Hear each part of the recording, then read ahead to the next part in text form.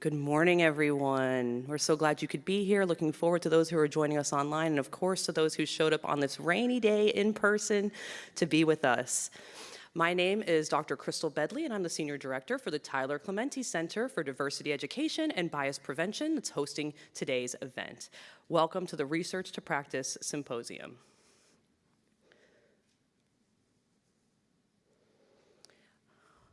We would like to start off with the land acknowledgement, so if you'll bear with me while I read through it. We acknowledge that the land on which we stand is the ancestral territory of the Lenape people. We pay respect to Indigenous people throughout the Lenape diaspora, past, present, and future, and honor those that have been historically and systemically disenfranchised. We also acknowledge that Rutgers University, like New Jersey, and the United States as a nation, was founded upon the exclusions and erasures of Indigenous peoples. Land acknowledgements are a powerful and simple way to acknowledge the truth of the land on which we are, to remind us that that we are fortunate enough to be in this space, and those colonial influences that took away power from the Indigenous communities. We encourage folks to learn more about the Lenni Lenape and the land on which you currently live and work and play by visiting our Honor Native Land webpage or continuing your explorations through a variety of different other avenues.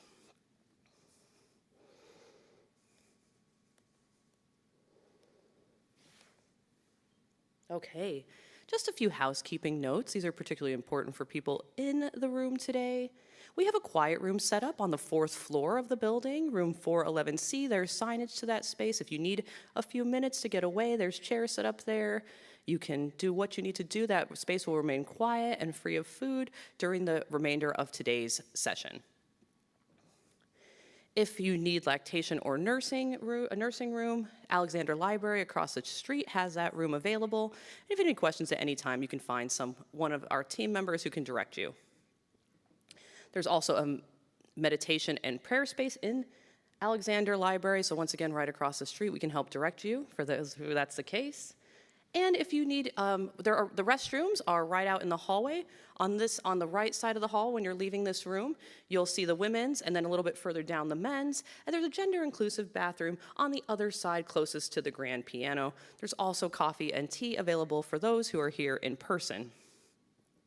Just want to take this moment early on to thank our wonderful CART captionist who's here with us today in person, Bernice Bonilla. So thank you so much for being here and providing the real-time translation services. And if you aren't familiar, Rutgers also has additional accessibility services offered through the Office of Disability Services, which is ARIA. It's a visual interpreting service. You can check out that website to learn more. Another helpful tool to have in the arsenal. For our virtual folks, just so you know, we have someone moderating the Zoom. So if you have questions during presentations, please feel free to drop them in the chat, and we will pick them up during the Q&A portion of each of the presentations. I think that's it for housekeeping. So I am so excited, so honored to be able to partner with the National Academies today, who's here to provide our keynote address, right? When we think about Research2Practice, and we'll talk more about the program specifics later on, right? We're thinking about the ways that our research, our public scholarship can be engaged by a broader audience. And the National Academies has been doing this work for a very long time. But don't let me speak on it. We're gonna let our wonderful presenters do that. But first, I wanna start with some introductions. Dr. Daniel Weiss is the director of the Board on Behavioral, Cognitive, and Sensory Sciences at the National Academies of Sciences, Engineering, and Medicine. He oversees a broad portfolio of studies and activities at the nexus between these disciplines and public policy. Prior to joining the National Academies in 2022, he served as a professor of psychology and linguistics at Penn State for nearly 2 decades, studying language acquisition and motor planning in children, adults, and non-human primates. He also served as the editor-in-chief for translational issues in psychological science. Dr. Weiss received his BA from the University of Maryland at College Park and his master's and PhD from Harvard University. After graduation, he completed a postdoctoral fellowship at the University of Rochester in the Brain and Cognitive Sciences program prior to his appointment at Penn State. Dr. Emily Vargas is a program officer as well at the National Academies in Washington, D.C. Prior to this position, she was a research assistant professor in preventative medicine at Northwestern University. Dr. Vargas completed her PhD in psychology at the University of Michigan in 2019 and completed her postdoctoral research fellowship in the NIH-funded T32 research training program in cardiovascular disease epidemiology and prevention at Northwestern's Feinberg School of Medicine in 2021. Her research focused on the intersection of individuals' marginalized identities and psychosocial factors and how they impact psychological and cardiovascular health. Her work aimed to promote individual empowerment and health equity. Just a brief note that we are very fortunate to have Dr. Weiss in person, and he's going to kick off the presentation, and then we'll be joined later on virtually by Dr. Vargas.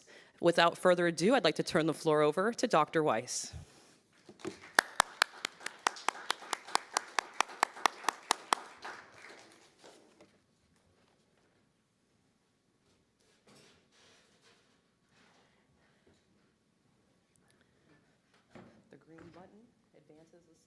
And you aim towards the back there. All right, thanks. All right, well, thank you so much. It is really an honor to be here today to tell you a little bit about the work that we do at the National Academies. I don't know if you want to launch my slides. Sure. Yeah, so as Crystal said, and again, thank you so much for hosting us.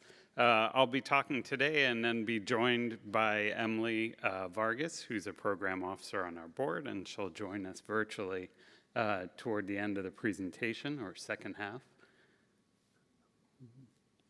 Okay, so I thought I would actually tell you a little bit about how I came to do translational work. As Crystal mentioned, I was a professor at Penn State for roughly 19 years, and it was during that period, actually, we were putting on the Center for Language Science, which I was a member of, was putting on a workshop on translational research and bilingualism, and I was at the planning meeting for that workshop, and I said, oh, we should do a proceedings. And of course, whenever you volunteer an idea, you become the point person attached to that idea, which is a good lesson for all of you to bear in mind. And so, lo and behold, it was on my plate to find an outlet for these proceedings. And I found this new journal called Translational Issues in Psychological Sciences, and it was really a relatively new journal at the time. And I contacted the editor, and she was all about us doing this special issue, which we executed. And I definitely would recommend this journal to you, especially if you are in training, either a graduate student or postdoc, in psychology and related fields, because it has a really unique model. So this is an APA journal that is essentially a training journal, as well as publishing high-quality work. All of the work of the associate editors is actually carried out by graduate students and early career postdocs. So, in fact, I supervised this special issue. My graduate student served as one of associate editor, and then I, published it and moved on with my basic science research program. And to my surprise, a couple of years later, I got an email saying that I was nominated to take over as the editor-in-chief. And after taking a very deep breath, I decided, okay, we'll take this on. And so I did that for several years, actually, until I went to the academies, but it really instilled in me a deep love for translational work, and also a real curiosity to move beyond, fields of science tend to get more and more specialized, and this was a real opportunity to kind of lift myself up a little bit and really just scan the horizon and see all of the really interesting topics and the needs for translational work.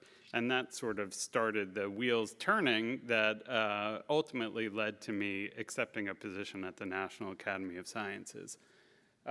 So that was sort of my journey from coming from basic research, which I still love, and I'm certainly grateful for my career, to my current position at the National Academies, which really is sort of at the hub. It's a real translation between basic science and really applied science. I feel like I'm activated. There we go. Okay. So, whoop. Let's see if we can go back one. You would have seen, I don't know if, okay. So the National Academies has been around for about 161 years, I believe. And, you know, it really is at the nexus between science and all aspects of society. And it was founded actually by none other than Abe Lincoln.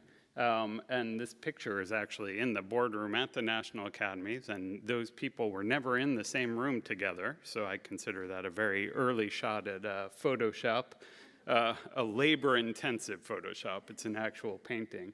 And so this was basically, Lincoln chartered the National Academies, and the charter reads, "The Academy shall, whenever called upon by any department of the government, investigate, examine, and report upon any subject of science or art." No one has yet to ask me about art, but we do a lot of science, and we have since then. So essentially, the Academy's vision is that the nation, and by extension the world, relies on scientific evidence to make decisions that benefit all of humanity.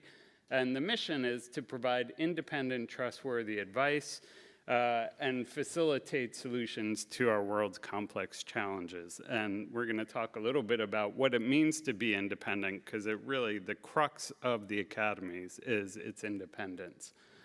And so, you know, the Academies is actually not a government organization, which I think a lot of people are confused about because it has the word national in front of it, and people think, oh, National Institutes of Health, National Science Foundation, you know, National Academy of Sciences. But in fact, we are a nonprofit organization, a 501c3, and we receive $0 in federal appropriations, which isn't to say that we don't receive, you know, Congress can direct organizations to come to the National Academies, but we actually receive 0 federal appropriations. The Academies issues roughly 200 or so reports a year. Many of them are sponsored by federal agencies. And we host thousands and thousands of meetings of different kinds over the course of the year. So some of them are workshops on, you know, standalone topics, but other are sort of meetings associated with consensus studies, and I will certainly walk you through what that means in a little bit. Critically, all of the people who serve on our boards and serve on our committees volunteer. And it really is service to the nation. It is true service. When I was a faculty member, you know, we always had to say, what kind of service do you do, you know, to your field and whatnot? This is real service to the country, and often these reports lead to significant changes. So when people think of the National Academies, they often think of, oh, then, you know, you were elected a member of the National Academy of Sciences or National Academy of Engineering or Medicine. But in fact, it was around just after World War I that they established the National Research Council. So essentially, there were a very select few members of the National Academy of Sciences through World War I. But during the war, there were so many requests that came in, they couldn't field them all. So after World War I was over, they decided to expand it, and they formally made the National Research Council. And basically, you don't have to worry about all of these boxes here. All I want to just point out is, so our unit is in the Division of Behavioral and Social Sciences and Education, but of course, science has many, many different areas. And you can see we have many different divisions: Earth and Life Sciences, Life Studies, Engineering and Physical Sciences, Gulf Research Program, Health and Medicine Division, Policy and Global Affairs, and a Transportation Research Board. And within each one of these divisions, there are actually many different boards. of which you may or may not see. Don't seem to be, there we go. No, yeah, maybe we'll just, if you could advance to the next slide.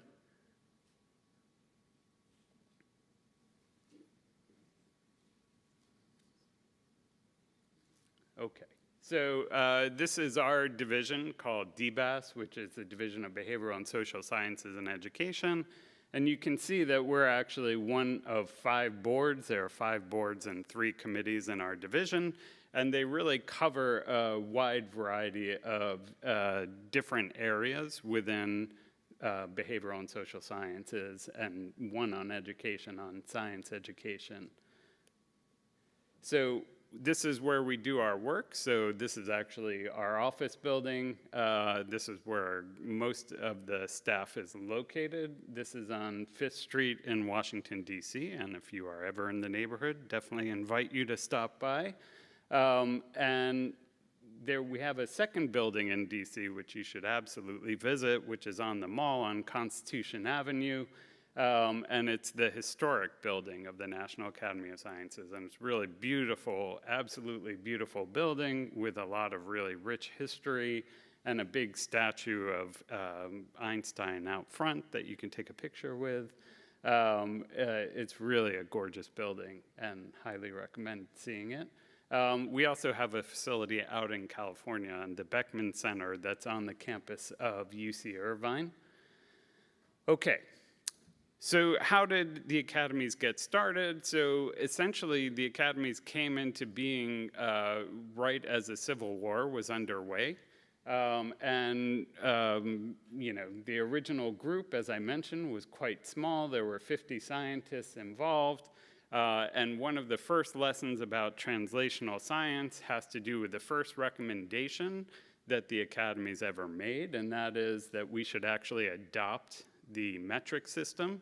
So we're still waiting on implementation for that one.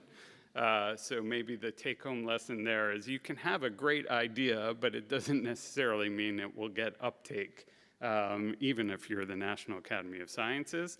So the first actual recommendation that they took at the advice of came a year later. It was the Committee on Magnetic Deviation in Iron Ships. Essentially, during the Civil War, they started building more ships that had iron hulls. And the compasses would be, there would get interference from the iron hulls. So they put together a committee and they asked, you know, how is it that we can still sort of use these iron hulls, which are really important, and maintain the integrity of these compasses? And so they adopted a solution of strategically placing magnets around the ship that would allow the compasses to operate effectively. And that was actually the first recommendation that was ever accepted from the National Academy of Sciences. Okay. But that is not the work that we do now, especially not on our board. So our board was actually founded in 1997. And of course, what we do is try to advance the public policy and practice, looking at the research in behavioral, cognitive, and sensory sciences. And you know, if you know anything about these fields, each one of these could be its own board. And so our portfolio is really, really diverse, and the types of work that we do are incredibly diverse. So, you know, we do a lot of work with aging, and one of our sponsors is actually the National Institutes of Aging. We do a lot of work with the intelligence community and doing studies on intelligence and counterintelligence. We've done a lot of work recently with the VA looking at suicide prevention. We've done work on replicability in science. So some of our, as I'll mention, some of our work really speaks to the fields themselves and not just to sort of Congress or other stakeholders. We also did the research which Emily will expand on, and what brought her out here a while ago which is on anti-racism and diversity, equity, inclusion, and STEM organizations. And then we've done work on really basic science topics like how people learn, and we've done a couple of different reports on that. And you can see that our board is actually, we have sort of core sponsors that facilitate all the work we do. And that includes the National Science Foundation, National Institutes of Aging, as I mentioned, the American Psychological Association, and NASA. And these are the members of our board, and we currently draw primarily from psychology and from different areas within psychology.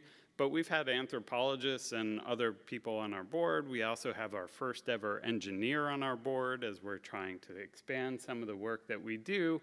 And we really are taking a look, trying to expand the diversity, both with respect to the perspectives that we bring as well as people's backgrounds as we add new committee members. And committee members serve 3 to 6 years, depending. And our chair is, of course, Terry Moffat, who's from Duke University, who does work on lifespan. So what do our board members do? Well, we come together twice a year. The board will meet, and often there are public sessions, which you're welcome to watch. We're going to have our next meeting actually on June 5th and 6th, and we'll do public sessions for the National Institutes of Aging. And so we talk about the latest research, we talk about federal concerns. One of the things that we ask our board members to do a lot of is sort of scan the horizon. So within your fields, what are the issues that you see arising? Where should we actually try to make an impact? And I'll give you an example of a project that arose from that type of horizon scanning. And then, they also will help us, the staff, oversee certain projects. Often we'll have some kind of liaison between the board and the committees that work on the individual projects. And of course, they also help us disseminate the work after it's done and make sure that people in the field and people around government know that the work is happening and what the recommendations were. And as I said, we do a lot of development in terms of scoping new work and looking at what are the emerging problems on the horizon. And so really how our work all comes together is we have this board of experts, but all of our work requires sponsors, and sometimes it will be Congress telling certain agency to come to us and do some work with us, and I'll give you some examples of that. And then we have standing staff, of which Emily you'll meet shortly, who actually carry out and execute this in collaboration with a committee of volunteers that are experts. So we do rely on a lot of different types of volunteers. And then, of course, the stakeholders can be really varied depending on the project. So it could be the general public of scientists and other interested non-scientists, Congress, the federal government, and the press is often involved. So here are some of the ongoing studies that we have, and this will just give you a flavor for kind of how diverse our work is. So we're doing a study on myopia, which I'll tell you a little bit about in a bit, because that was one that we actually scoped as a board.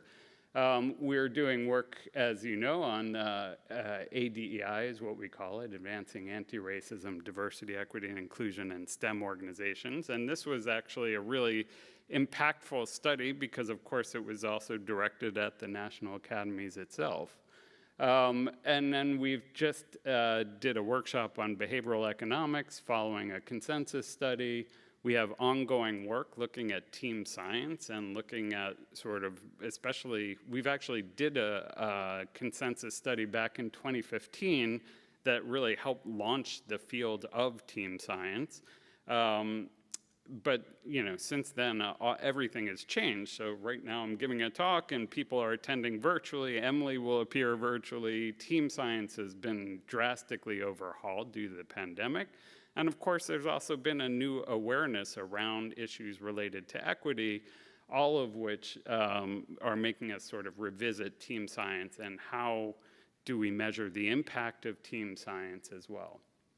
And then we do some work that, as I mentioned, was sort of mandated by Congress. So Congress basically directed the Coast Guard to do an assessment of alcohol in the maritime industry and alcohol consumption at sea.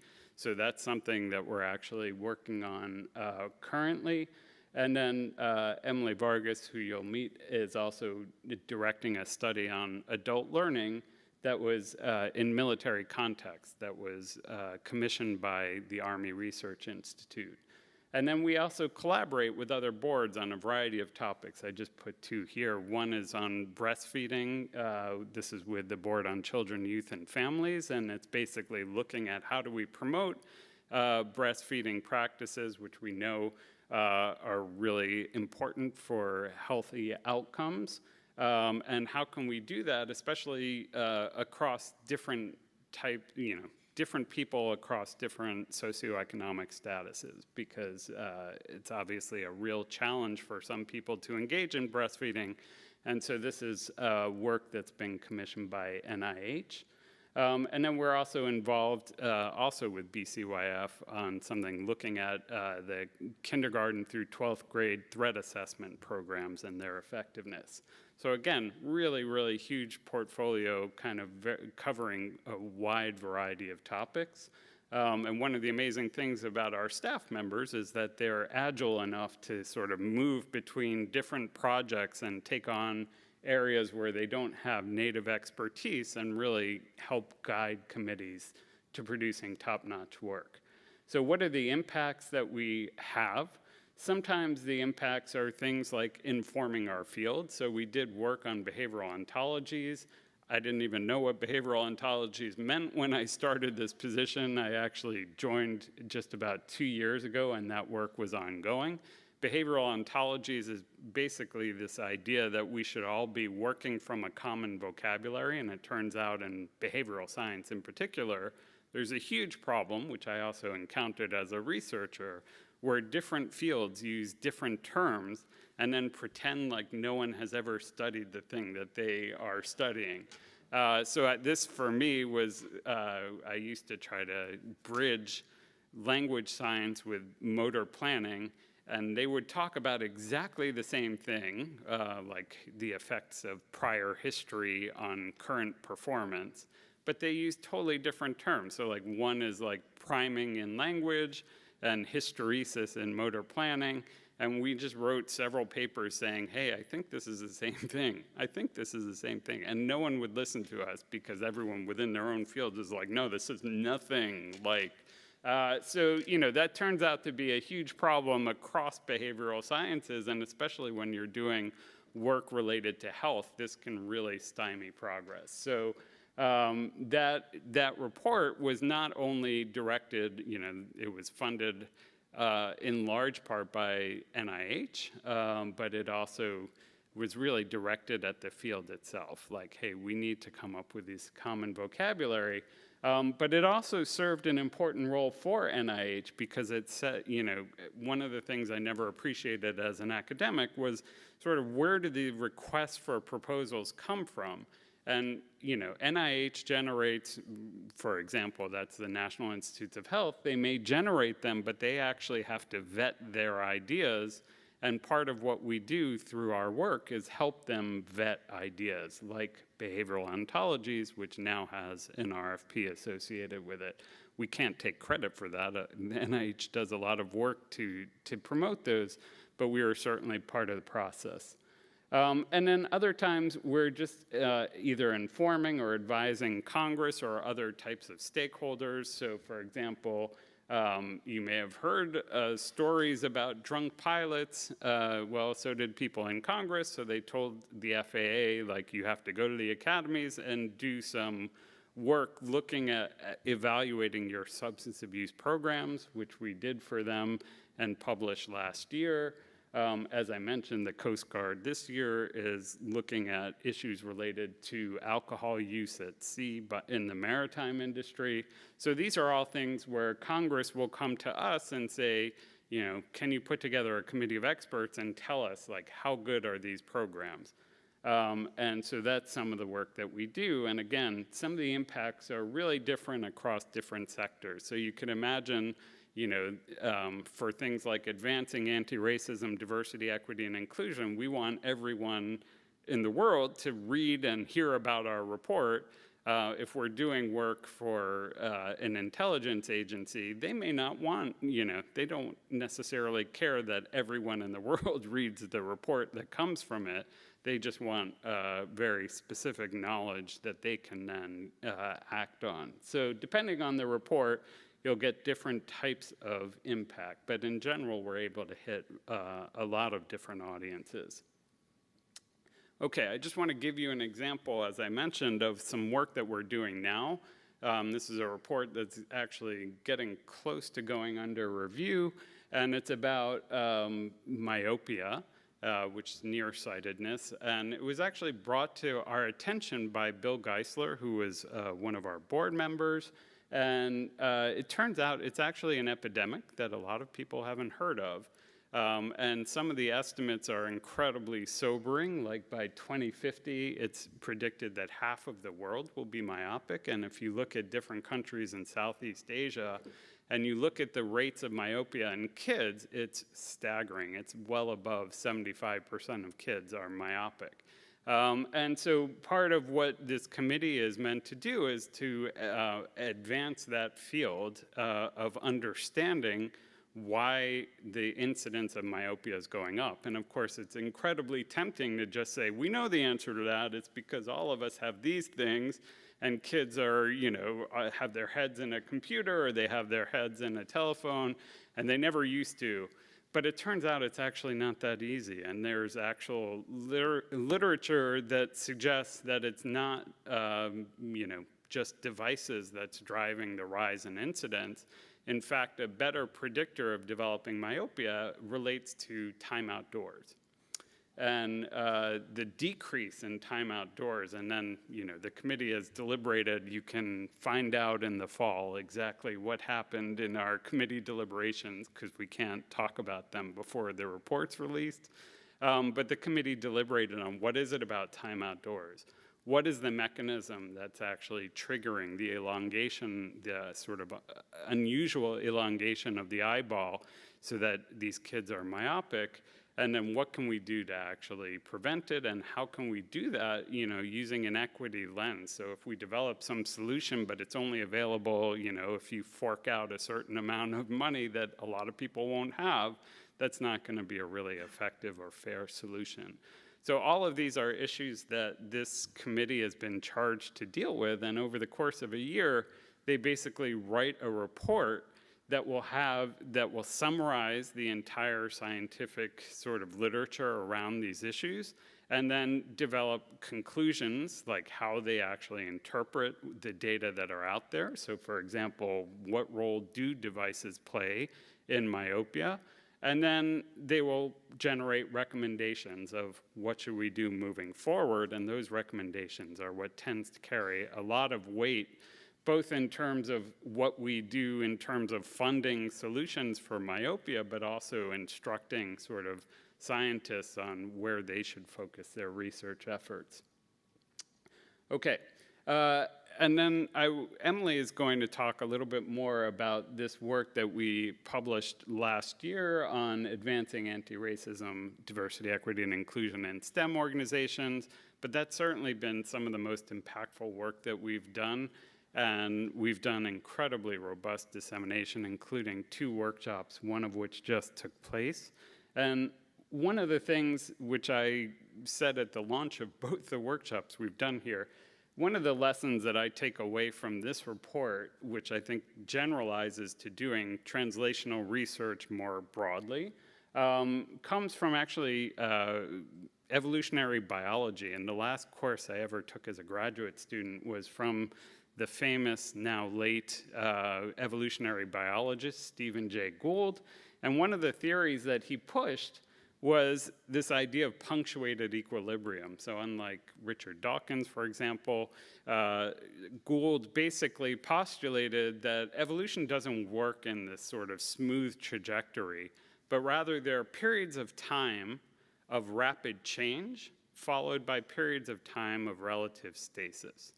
And so what you'll find is that a lot of evolution happens during this period of change, and then you go through a period of stasis. Well, turns out political scientists sort of caught on to this idea and really applied it to policy. And I think it's really true and, incredibly true and relevant for work in the DEI space. And all of us have seen how the world has transformed even in the last 6-7 months.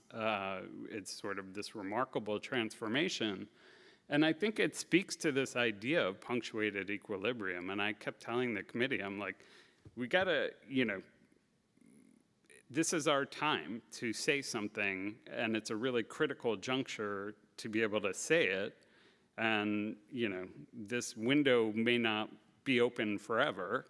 And sure enough, DEI has become a lot more challenged. And the idea isn't that we leave the work during these periods of stasis, but it's that that you put in a lot of work knowing that it may not reach its full fruition until there's sort of the right set of circumstances that allow for it. And you have to be poised to act in that period. So you're sort of working through periods where it feels like you're just spinning your wheels, but then something happens, some critical event for us. There were some tragic events that really led to the DEI movement becoming, way more established.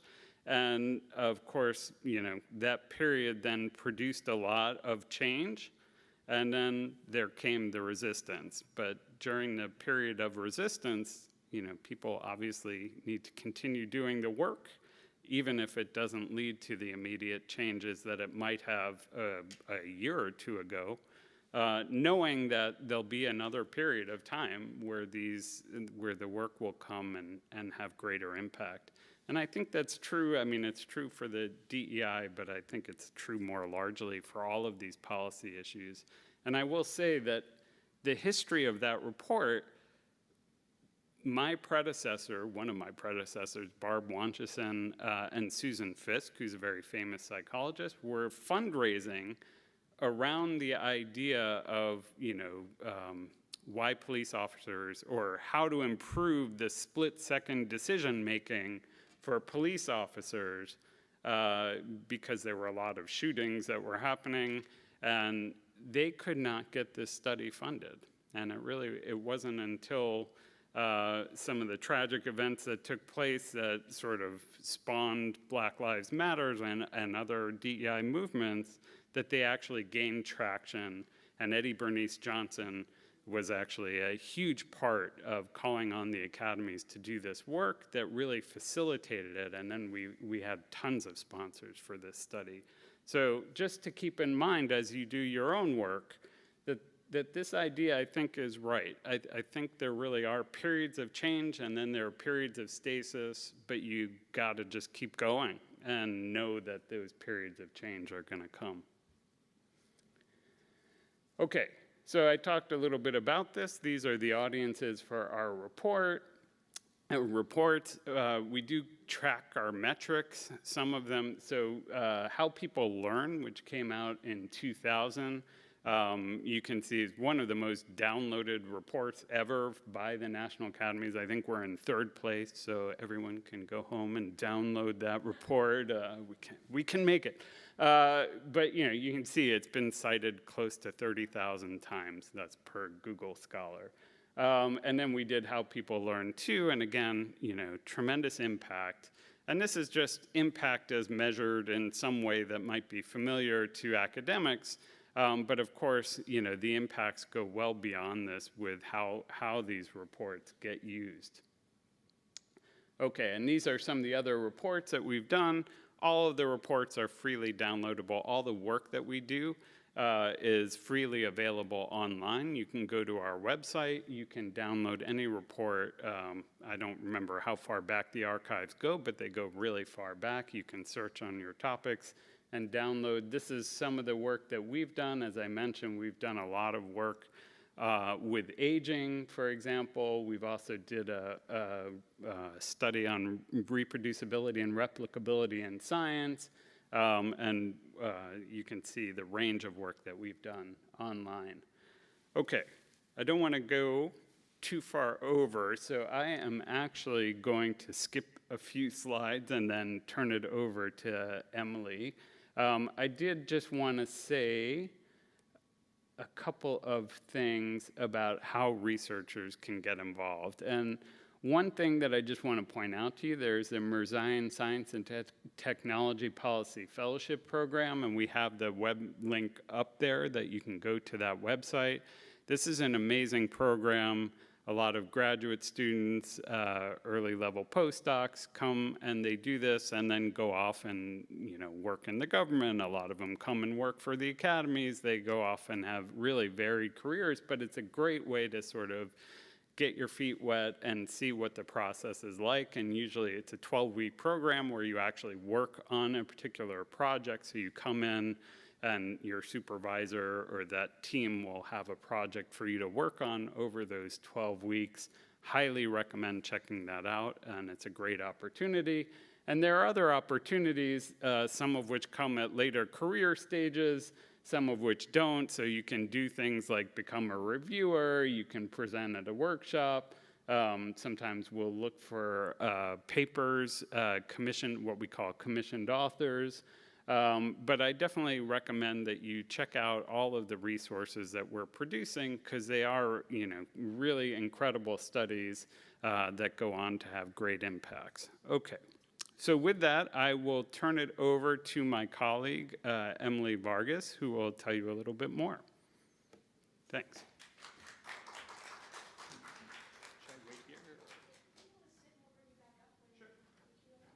Hello, everyone. Can you hear me okay? All right, great. So what I'm going to do is sharing my screen right now, and I'm going to take it from here. So as you heard, a little bit about my background. I'll just review it very quickly. I am originally from New Jersey. I actually attended Rutgers as an undergraduate student, and so I got introduced to research through my mentor, Dr. Diana Sanchez, in psychology. Thank you, Diana. And I followed a pretty traditional academic path. So I received my PhD in psychology from the University of Michigan, and then I completed a postdoc in cardiovascular disease epidemiology at Northwestern. And so at the core of my work was DEI. I was focusing on individuals' experiences informed by their intersecting identities and understanding how this informs their psychological and cardiovascular health and well-being. And so in pursuing next steps after the postdoc, I was interested in considering places and positions that were going to have a lot of impact. And so similar to the Research2Practice program, I was really hoping to translate my own expertise in the DEI space in a way that can be used to help develop practical tools for ADEI. And so I was considering a number of positions. I was looking at the national academies as a potential option because I had heard about them. And I found an opportunity for this program officer position, in particular for someone to be hired as a staff member working on this Advancing Anti-Racism, Diversity, Equity, and Inclusion report. And I thought, here is a great opportunity, and it's a great alignment of my own expertise to potentially helping develop this policy-oriented report. So in making this shift, I think there are a number of skills that you learn in graduate school that translate really well to this role of being a program officer. So I just want to highlight this so you can keep this in mind as a potential career option for some of you. So at a high level, I'm responsible for making sure that the consensus reports that we're developing or the activities that we are leading are completed on time and in budget. But really, there's a lot more to this that you can utilize from your graduate experience. So on the day-to-day, I use a lot of scientific writing and editing, literature reviews, and I really harness my scientific content expertise. On the anti-racism report, you'll notice that I'm actually listed as an editor. And in that particular case, I was working really closely with that particular committee of experts. It was my job to make sure that there was enough evidence to support the policy recommendations, to make sure that that evidence is accurate in the way that it's being depicted, and make sure that we have enough support, because that is the base of the recommendations that are being put forward and then hopefully implemented. In addition, I felt like my multidisciplinary background was actually key here. So having done a postdoc in medicine, it was a very different world. And I had a lot of experience working with cardiologists, epidemiologists, public health people who I hadn't really had conversations with outside of psychology. And then it wasn't until I got to that space where I really thought about connecting and making sure that the work that we're doing is relatable and communicated effectively to multiple stakeholders. So every day I have to think about, when we're developing these reports, what would people in policy think about this? Would they be able to understand this? Is this accessible? What about our experts in science? What about people who are knowledgeable in science but aren't necessarily content experts? What about our sponsors? And so we have to think about these multiple communities. In addition, I function largely as an organizer of the program, the process, and the people. And I really do leverage my networks and connections within the academic community. In fact, I found that the connections I've built have been really helpful because we work a lot with faculty. We work a lot with scientific conferences, and we try to do a lot of dissemination work there. And so this isn't something that's ended. In fact, I think it's been something I've relied upon more. And then public speaking, of course, and I'll go into a little bit of our dissemination work. So as Dan mentioned, one of the things that I really appreciate about the National Academies is that our reports are publicly accessible. They are free to download. And for this particular report, if you actually scan this code, it'll take you to our interactive webpage that is developed for this particular report. And it highlights some key facts from the report recommendations all in one place. It has quotes from the chapter that we have on lived experiences. And importantly, this is where you can get the whole report. And it's 300+ page glory. So what I want to do is focus on the potential impact that these reports can have. You know, something that's really key to translational work is making sure that the science is being bridged to those communities and making sure that people are taking up these recommendations. And so the timeline for this particular report is unique in that it is quite expansive. We started our very first dissemination event on February 14th in 2023. So that's slightly over a year ago. And at this event, we had a large webinar and we invited everyone from the public, our sponsors, and other stakeholders, and there were about 2,000 people in attendance. So that's really good turnout. And then recently, as Dan mentioned, we had an ADEI workshop at our location in Washington, D.C., in which we actually focused on a specific subset of the recommendations that we felt over the course of this year of dissemination efforts really rose to the surface. They received a lot of traction. And so we had focused conversations and discussions about what it means to put those recommendations in action in a landscape that is constantly changing. And over this course of this year, we either led or participated in over 50 different dissemination efforts. And so I have been flying around the country along with the committee members, going from place to place, talking to various communities, understanding what their goals are and understanding how they can best implement these recommendations.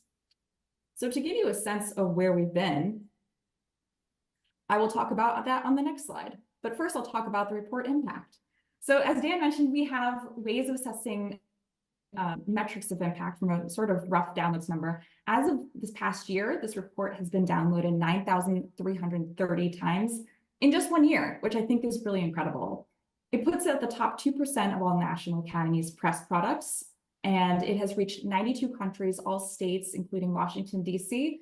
And when you look at the breakdown of where these reports are being downloaded, government and military agencies account for 21% of the downloads. The research community is about 46%, and the public is about 32%, which I think speaks to our products being publicly available. And so to now talk about the different places that we've been, immediately after releasing this report, we did a briefing with Congress and we shared our conclusions and recommendations. We did an in-person presentation at the Summer Dean Institute in which there were 200 higher education leaders in the room, and myself and one of the co-chairs presented to this group. We presented at a nonprofit, Oceana, which is dedicated to protecting and preserving the oceans. We had a presentation in the fall at Rutgers, and so we were so gracious to be invited there. We had a number of leadership briefings over the course of 2 days, in which we were talking to different groups and communities across campus and understanding what are the best recommendations to put forward and think out, and then how can they be implemented. We had a presentation at MIT in addition to a number of higher education contexts. In addition, we talked to an association that is focused on geologists, the Department of Energy, and the American Society of Engineering Education. And again, this is just a sampling. And what we tried to do is work with these particular groups get an understanding of what their goals are. So that way we're not doing the same sort of presentation, but we're leveraging different parts of the report to say, if you're interested in this, this is a particular recommendation to turn to, or this is a chapter to focus on. And that's what I want to do, is just highlight a couple of the recommendations from this anti-racism report to give you a sense of, one, how they're written to the audiences, and then also just a couple of anecdotes from my own travels on this dissemination trail to give you a sense of how they are being implemented. So in chapter 2 of the report, you'll notice that there's a large section of research on the importance of minority-serving institutions as it relates to helping diversify STEM.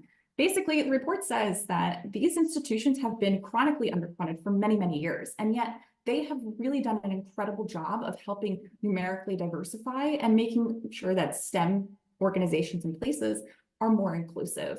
And so they've done really a great job. The committee recognized, and everyone in our dissemination trail recognized, that the ADEI landscape is changing so much.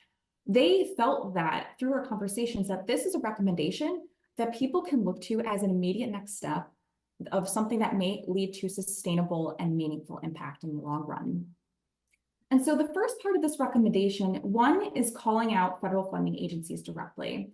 They are saying that we need to provide increased funding opportunities to better understand what it is about minority-serving institutions, and two are called out here, HBCUs and TCUs, to support students and faculty. What is that secret sauce? What is working so well? With the understanding that we're going to apply those findings to predominantly white institutions. And the second piece here is, I think, what most people were talking about implement right away, which is that predominantly white institutions should seek sustainable partnerships with MSIs. In January at our workshop event, we had a whole focus discussion on this particular recommendation, and we had people coming from all over to say, hey, I've started trying this recommendation, or here are some of the barriers that I face given the changing landscape. But this is something that I think a lot of communities and groups have started initiating. And another recommendation I want to highlight is recommendation 3.1. And you'll notice here that there is an actor, which is pretty standard for a recommendation. And so in particular, this is calling out the National Center for Science and Engineering Statistics. The committee felt like there wasn't enough data on understanding persistence. So making sure that people not only get in the door, but they stay in those programs, or they stay in that job. They need more data about this to better understand some of the sources of disparities, but also potential opportunities. So this recommendation states that the National Center for Science and Engineering Statistics should collect and share with the public information on the demographics of students entering college, planning to study STEM, and understanding their subsequent educational outcomes. Another observation that I noticed from our dissemination efforts was the importance of communal values. So you may have been aware that STEM is usually focused on individualism, the idea of the lone person working in the lab alone at night, making all these great achievements and advancements in the field. But really, as we've seen, team science suggests that it's more communal. And in fact, a lot of the research shows that minoritized individuals tend to value communal values. So connecting with people, their communities, the families. And that's at odds with the way that we're thinking about STEM as being so individualistic focused. One of the recommendations in chapter 5 of this report is that we need to make more STEM centered around communal values. We need to emphasize the role of that in the work that we're doing. And I had a conversation with a particular STEM organization that was interested in rewriting their job description, not changing the job, but just reframing it, make sure that it's inclusive of more communal values. And they have thought about the impact that that particular role had in the community. So they said, we need someone who can fill this job with the implications that this is going to help build safe infrastructure, it's going to lead to safe drinking water, and making sure that resources are accessible for that particular community. And once they did that, they were noticing shifts in who was actually considering the position and who was applying for it. So again, this is an anecdote just to highlight some of the ways in which this report has shifted the thinking of many different STEM groups that are focused on this report. And similarly, related to that particular recommendation, one of our own committee members who served on this report, Dr. Dasgupta, wrote this additional piece. that kind of emerges from this recommendation, saying to make science and engineering more diverse, make research socially relevant. So her point is that we want to make sure that we're thinking about these communal values. We're thinking about the work that is being done in STEM as serving the community, as giving back to those families and societies that have been historically underserved. And when you do that, you will tend to attract minoritized individuals to those particular STEM programs and activities. And I know that she's created the Institute of Diversity Sciences at her home institution at University of Massachusetts Amherst. And we're seeing just in our conversations with folks that this is something that people are starting to move towards. And with that, I wanted to thank you all for having us. It is great to be here virtually and in person. We welcome your questions. And if you think of anything after the fact, here's our contact information. Please reach out to us at any time, whether it's about this report or others. So thank you.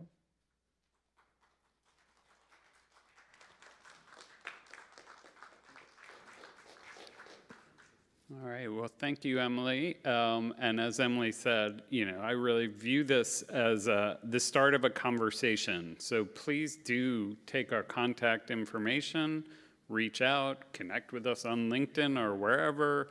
But we're obviously really enthused to hear from you. So also we have a little time for Q&A. So if any of you have questions on anything that we presented, or things we didn't talk about, but you're curious about, we'd be happy to address them now.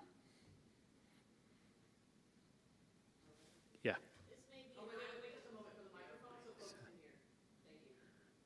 And maybe introduce yourself, if you don't mind, when you... Hi, I'm Letitia Forster Scott. I'm a faculty member in the Kinesiology and Health Department. So my question is really basic. What is the second M in STEM? Medicine. I know. It's not a typo.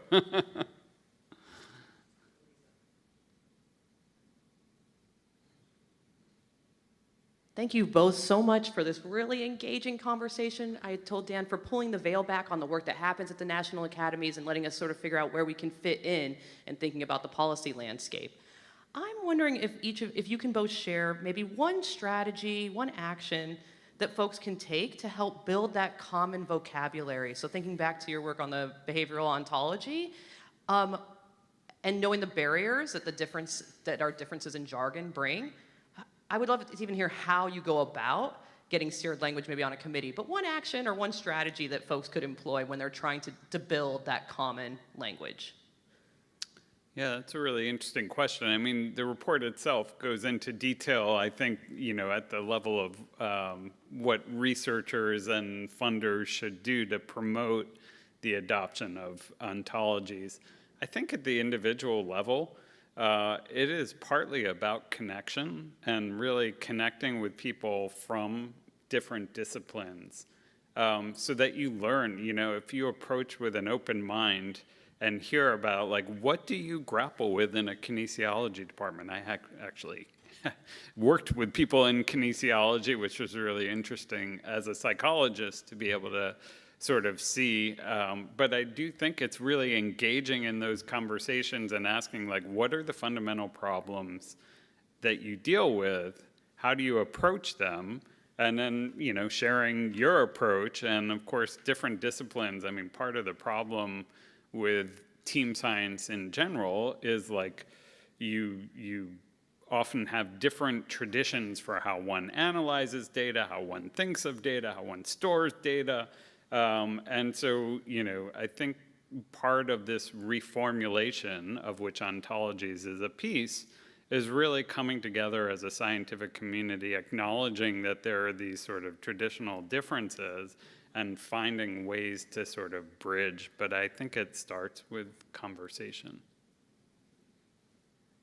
I agree. I'm gonna just talk about it from a consensus report development process. What you'll notice in chapter 1 of most of the reports is that we have discussions on how the committee uses language. And so we intentionally bring in committee members from a variety of backgrounds and expertise to provide different lenses on how they're looking at the problem. And so of course they're coming in with their own sort of language and dialogue about how they're thinking about these issues.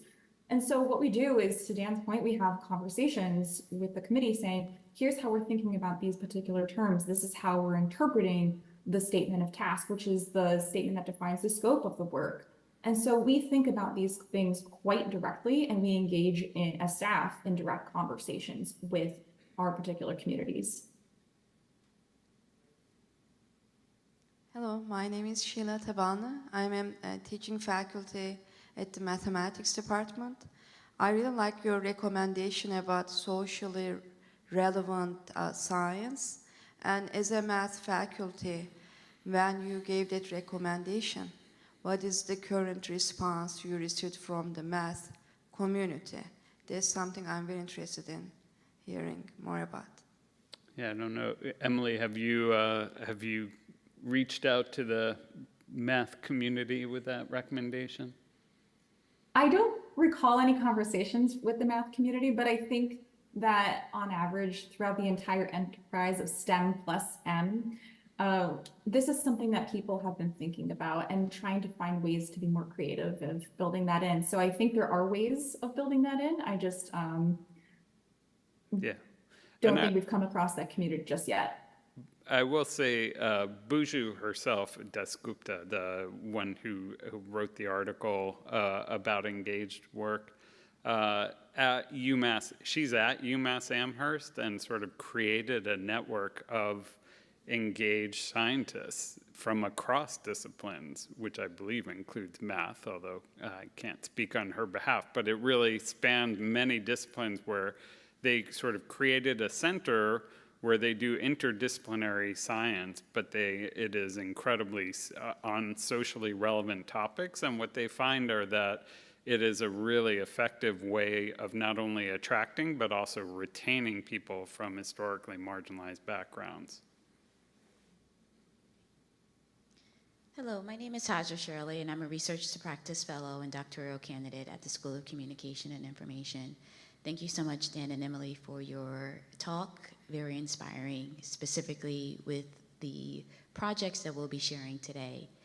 Emily, I was very motivated by the strategy that you shared with regard to the development process of thinking about your research, but then also really focusing in on your dissemination plan.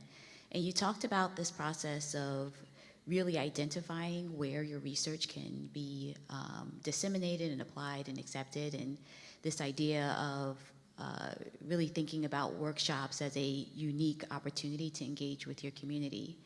Can you talk a little bit more about this process or the steps or a strategy or an action that we can even take as fellows with identifying these spaces while in the process of curating and developing our research? Because I definitely think that that is a different sort of skill set or mindset when you think about how you can really disseminate these very targeted and identify these very targeted audiences where you're addressing their key questions and opportunities. Yeah, absolutely. So from this particular report, the Advancing Anti-Racism report, we knew that the potential audiences were going to be quite broad. I mean, STEM is a massive field. And so from the very beginning of developing this project, we were thinking about what are the communities we were trying to connect with. We worked with the sponsors and thinking about where do we want this report to go? And we knew it was going to be something that's going to have a lot of uptake. And so we had tried to reach, we did it in two different ways. So we thought proactively about reaching out to particular communities. And so we did a lot of cold calls. And this is something that you might think about in your own work of where is my work connecting? How can I connect with individuals in those particular spaces? And so I had reached out to a number of individuals that may find this particular report important to them, and they may want to hear about the particular recommendations. In addition, I think because the profile of this report, we received a lot of people coming to us as well. And so we had a lot of invitations to come and present and talk about the particular report.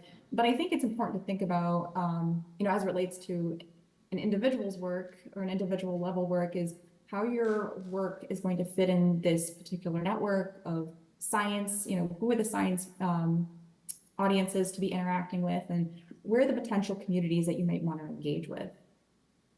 Yeah, and I'll just pick up on that last point, because I think one of the really important things is to identify the communities that are kind of roughly in support of the type of work that you're doing, or might be interested in the type of the work you're doing because they've actually done similar work in the past. And I think when you reach out, like if you have a concept paper or something to share with them, that you could just say like, hey, I would love to just hear your thoughts on this. Like, I'm planning a workshop, or I'm thinking about a workshop, or I'm thinking about even something smaller, like a symposium at a conference. And this is sort of how I scoped my symposium, or even my talk. And I'd just be curious to hear. And, you know, oftentimes people are happy, especially when it's sort of in their wheelhouse, to say, oh, you know, have you ever met so-and-so? You know, you should really talk to them because they're doing something very similar to what you're doing. And, you know, just sort of starting to, you have to put yourself out there a little, which is what I do a lot of. And it's often way easier to put yourself out with like a warm handshake rather than like a cold email. So I have plenty of emails that get completely ignored, where I just reach out to someone and I'm like, hey, here's something I'm thinking about, and they're like, you know, crickets. But, you know, if someone knows someone and they're like, oh yeah, you know, I know someone at the Arnold Foundation and they would be perfect for you to go talk to, and, you know, they introduced me, and then next thing you know, I'm meeting with them and meeting with then people they know. But definitely, definitely, definitely put yourself out there. And when it doesn't work, know that that's part of the process. I mean, it just is for everyone. But really putting yourself out there and just trying to find those people who care. And they will help you connect with other people. And that's where you start building these rich networks. And then I think you can start scaling up from there. Thank you so much. Wonderful. We just want to take a moment to do a big thank you to our keynote presenters. Thank you, Dr. Weiss and Dr. Vargas, for your time. I can go on stage with this, right? All right, great. You won't be able to see me if I don't walk closer, but we're going to enter a short recess now. We're going to look to reconvene around 10:20. So for our online folks, try to head back around 10:20. Dr. Weiss will be here through the break and for a little bit longer if you have any questions, and for the folks that are in person. Otherwise, we'll get started again after the short break around 10:20. Thank you. Thank you.